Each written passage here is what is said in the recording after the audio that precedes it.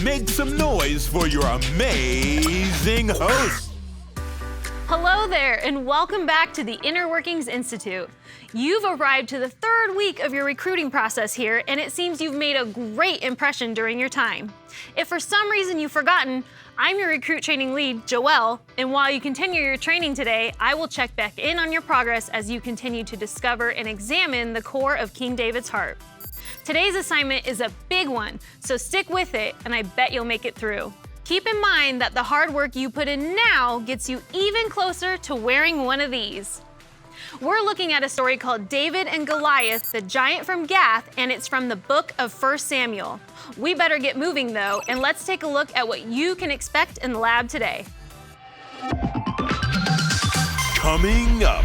Listen up, recruits. In just a few moments, you'll be joining us here at the Experiments Unit, where we're taking a closer look at the most fearless animal on all of planet Earth.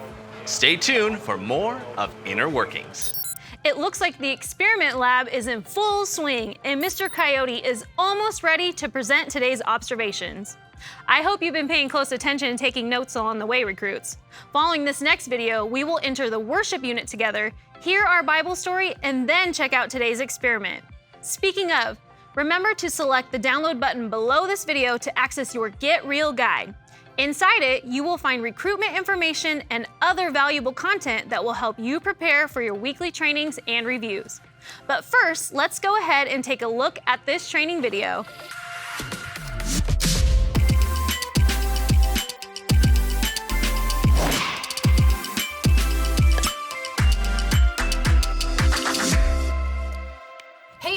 And welcome back to another episode of Mail Time. Today's episode is super fun and really special because today's episode is the Showcase Your Art episode. Yes. And so we've got tons of fun artwork that you guys have sent us that we want to share.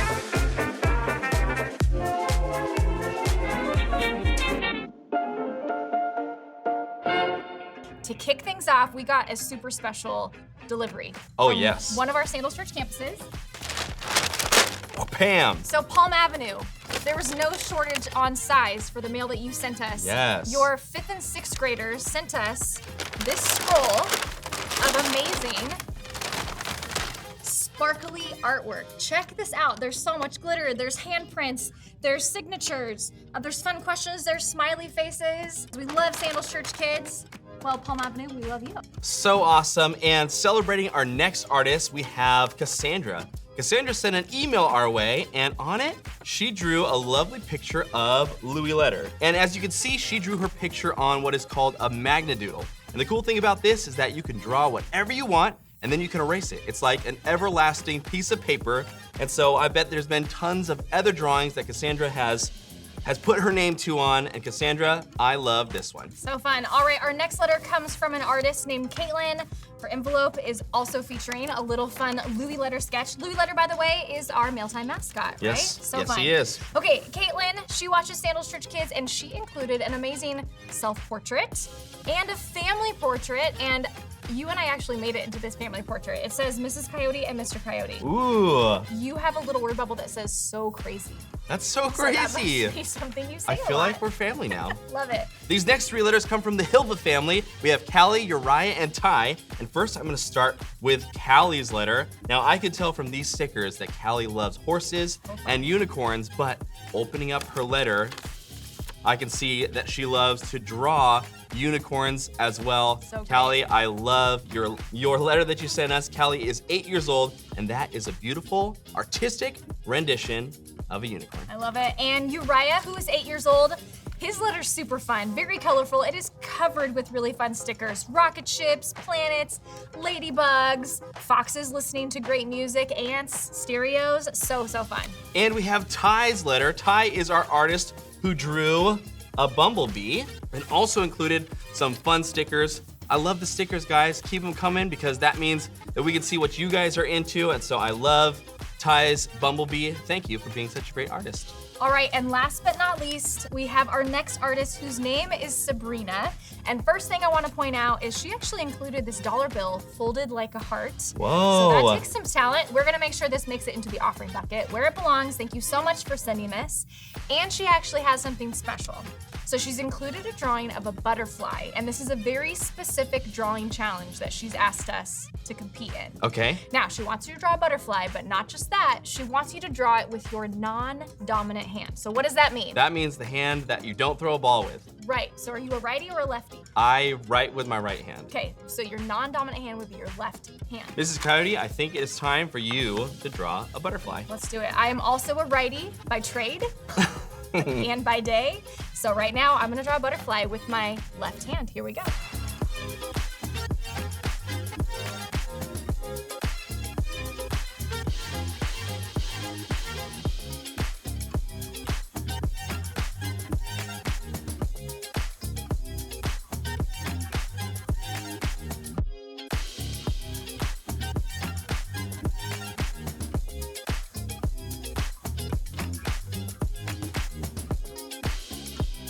Okay, how'd I do? I think that's really good. Yeah. Thank That's you. a fun challenge. I feel like it would be fun to try to draw something like the same thing with both hands. Yes. So, Sabrina, my challenge to you is to see if you can draw a butterfly, but you have to draw, get 2 pencils, because a butterfly, if you like, were to split it down the middle, kind of looks the same. Symmetrical. So I want you to draw a butterfly at the same time with your right and left hand, and you'll draw it the same time.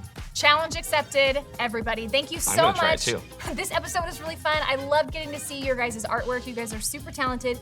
Keep drawing, keep creating, and send us more letters. We love hearing from you guys. Thanks for hanging out with us. We'll see you next time. All right, recruits, time to head over to the upper floors of the lab and enter the worship unit. I ask that you enter quietly and considerately of others as we take a moment to ready our hearts and prepare for this opportunity to praise and thank God for all He has done. This is a great time to think about all of the ways God has taken care of you, helped you be brave in scary situations, or just been there to listen. Let's go ahead, stand up on our feet, and worship together.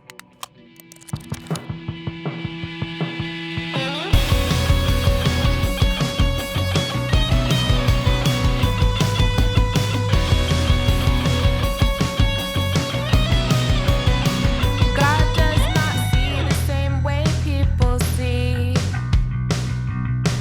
God does not see the same way people see. People look at the outside of a person, but the Lord looks at the heart. God does not see the same way people see. He sees the real you. He sees the real me. He sees the real you and me. The real you and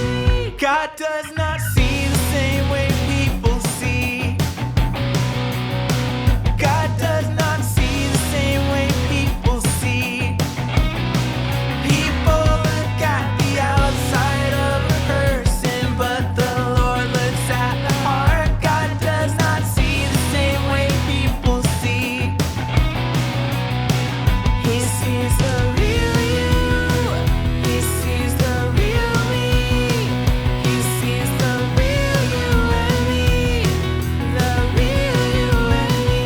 He sees the real you. He sees the real me. He sees the real you and me. The real you and me. Let me see you like He sees you. Let me look deeper. Let me see better. Let me see you like He sees you. God does not see the same way people see. People look at the outside of a person, but the Lord looks at the heart. God does not see the same way people see. He sees the real me.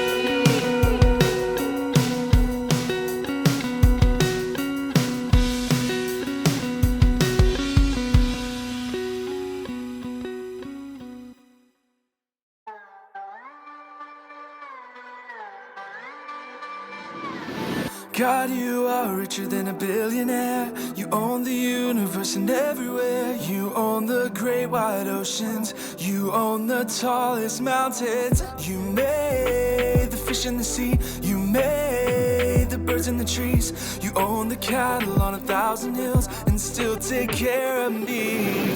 My God is more than rich. My God is full of grace and mercy. Oh, my God owns everything, and He still cares for me. The creator of the universe, and He is right here with me.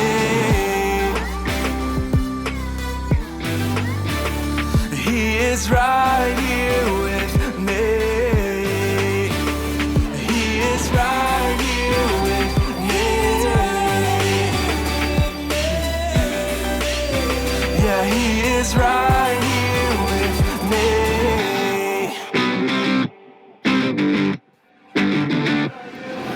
God, you are richer than a billionaire. You own the universe and everywhere. You own the great wide oceans.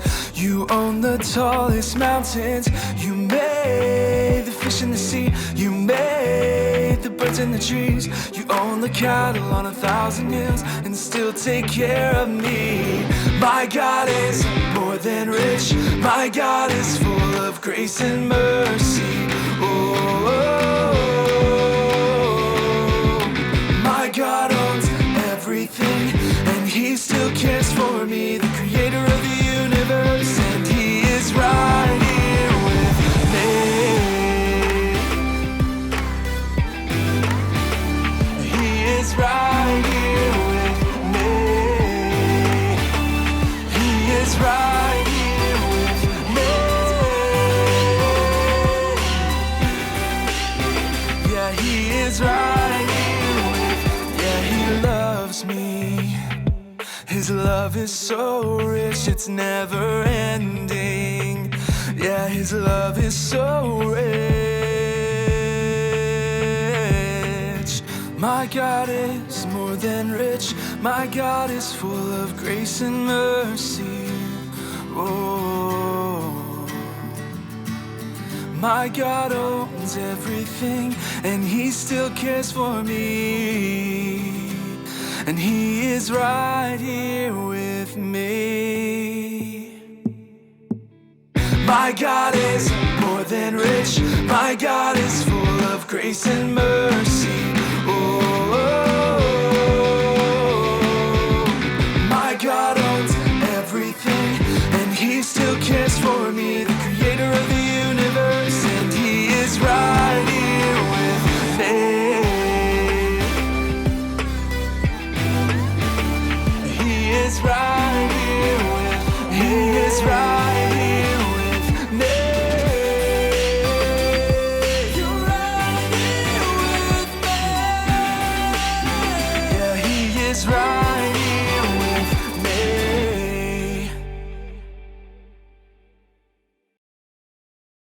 Today, we will examine Core File 003 about David and Goliath, the giant from Gath, from the Bible in 1 Samuel chapter 17, verse 4 through 11 and 32 through 51. Over in the story unit today, we're looking at the inner workings of a young king named David and how he rose to fame and power before it all came crashing down. We will examine the core of a human king's heart and learn about the core of our spiritual king's heart too. This week, we'll see how God uses us when we trust Him, and that means we can choose to have courage instead of be afraid. You've just been given clearance to take a closer look in 3, 2, 1.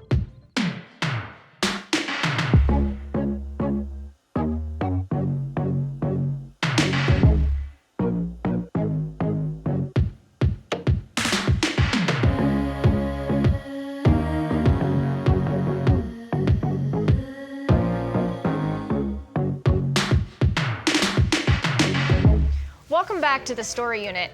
I was actually just about to take my lunch, but since you guys are here, let's go ahead and take out our imagination chamber remote mod and we can knock this portion of your training out right now. Imagine if you were at recess one day and the biggest sixth grader you'd ever seen comes out to the playground and starts yelling at the top of their lungs and challenging all the tiny kindergartners to a dodgeball match. Now, if you're a sixth grader or a kindergartner, go ahead and stand up for a second. Obviously, the kindergartners were terrified and no one wanted to play dodgeball against the huge sixth grader.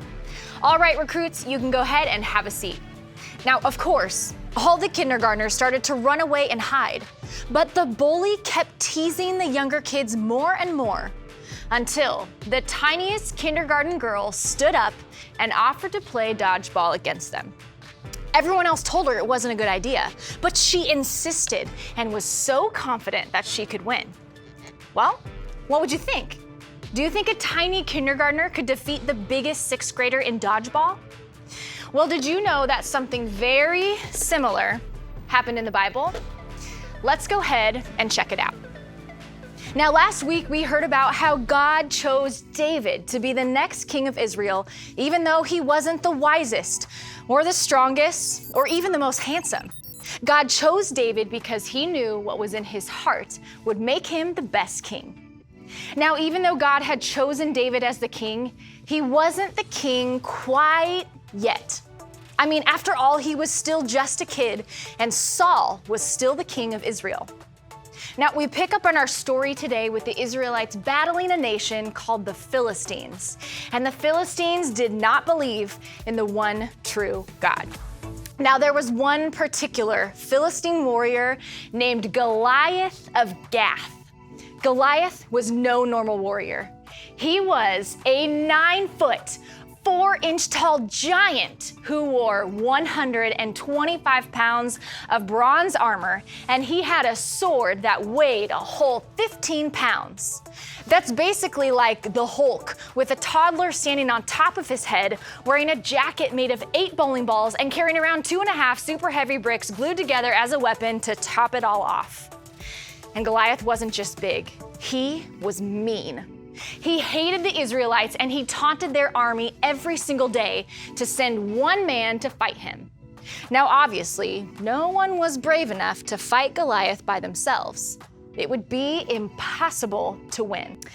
That's when a very young David came along and said, "Don't worry, guys, I got this." Now, David was only 15 years old and probably 110 pounds sopping wet, but he confidently offered to fight Goliath on behalf of the Israelites. David said, "God will save me just like he has before." Everyone must have thought he was absolutely insane, but King Saul shrugged his shoulders and he agreed.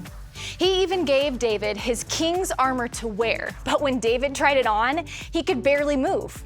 So he took it all off and he went to meet Goliath with just his slingshot in one hand and some stones in the other. Goliath sneered at how small and weak David was, but David told Goliath that it didn't matter how small or weak he was because he was on God's side.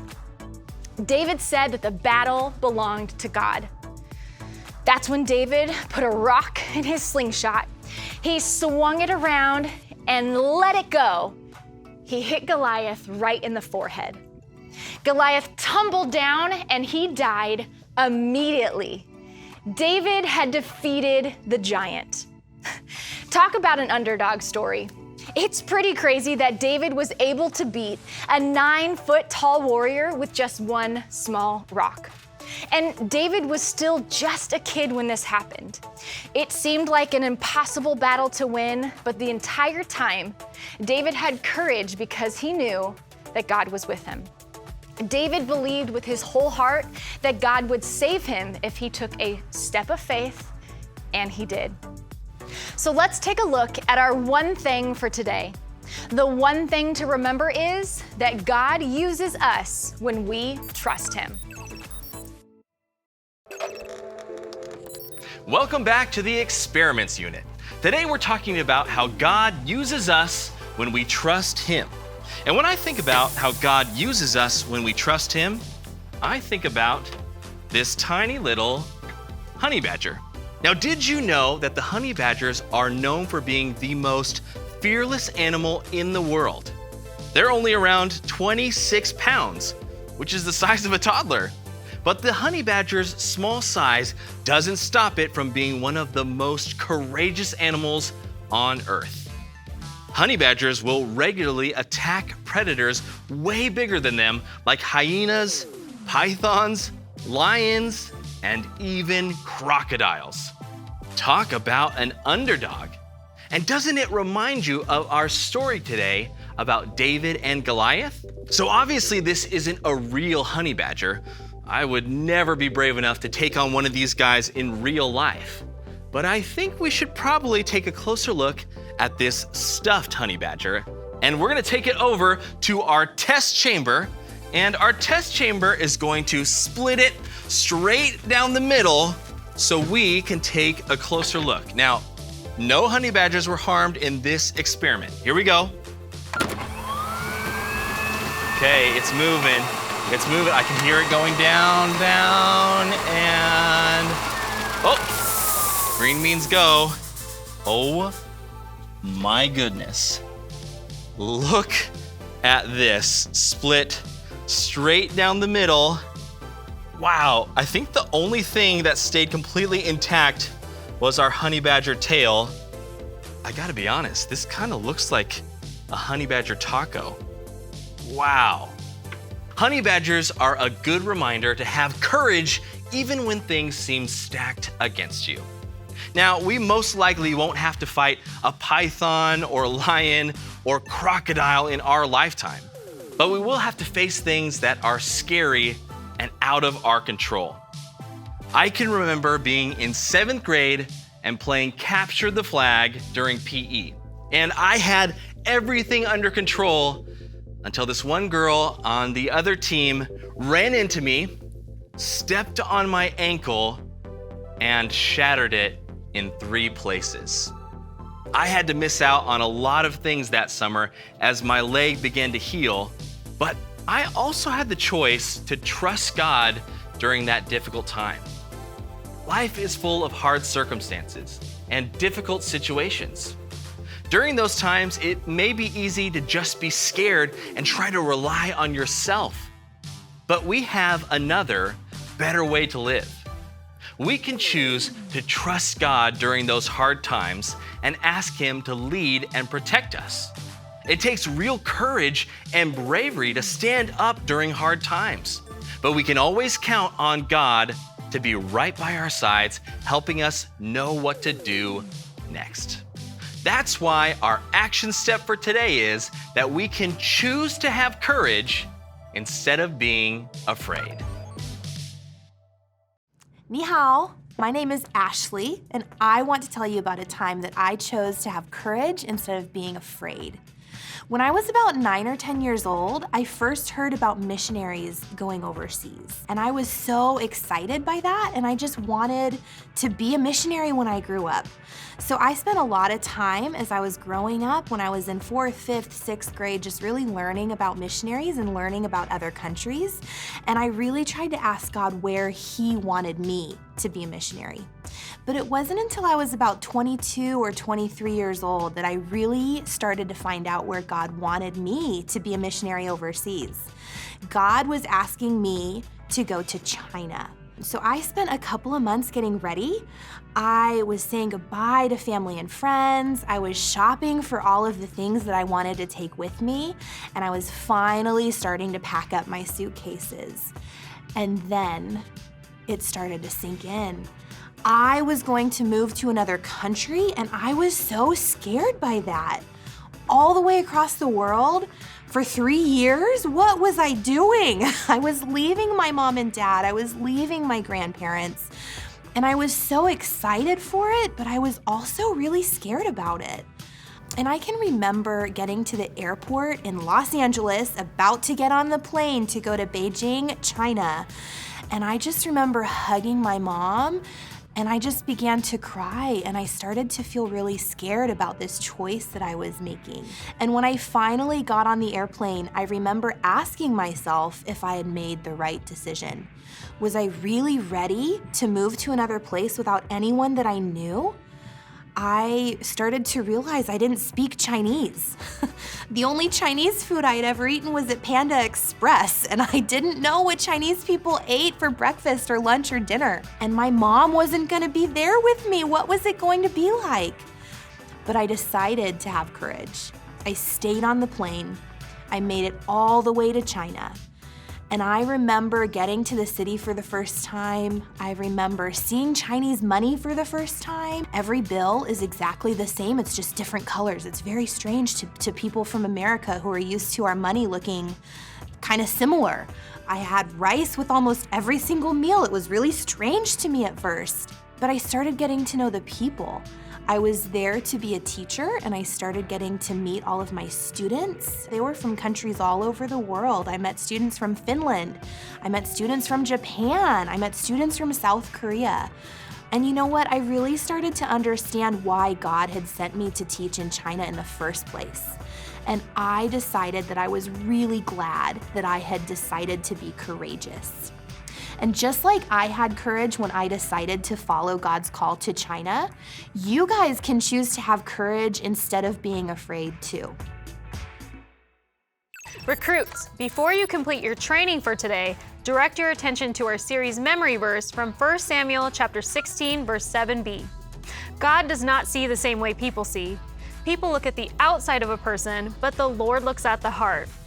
We saw in our story how God worked through David's courage to defeat Goliath. On the outside, David didn't seem like someone who could defeat a giant.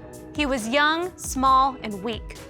But God doesn't look at the outside, He looks at what is inside our hearts. David's heart was full of courage and trust in God, so instead of seeing how big Goliath was, David saw how big and strong God is. From the Inner Workings Institute, the one thing to remember is that God uses us when we trust Him, and our action step is we can choose to have courage instead of being afraid. You can live out the vision of being real with yourself, God, and others by opening up your Get Real guide to the Now What. One of the best ways to have courage when you are afraid is to ask God for help. He gives us the Holy Spirit who is always with us so we never have to be alone. Memorize Isaiah chapter 41, verse 13. I am the Lord your God. I am holding your right hand, and I will tell you, don't be afraid. I will help you. Say this out loud whenever you are feeling afraid. Keep up the good work. See you next week, recruits.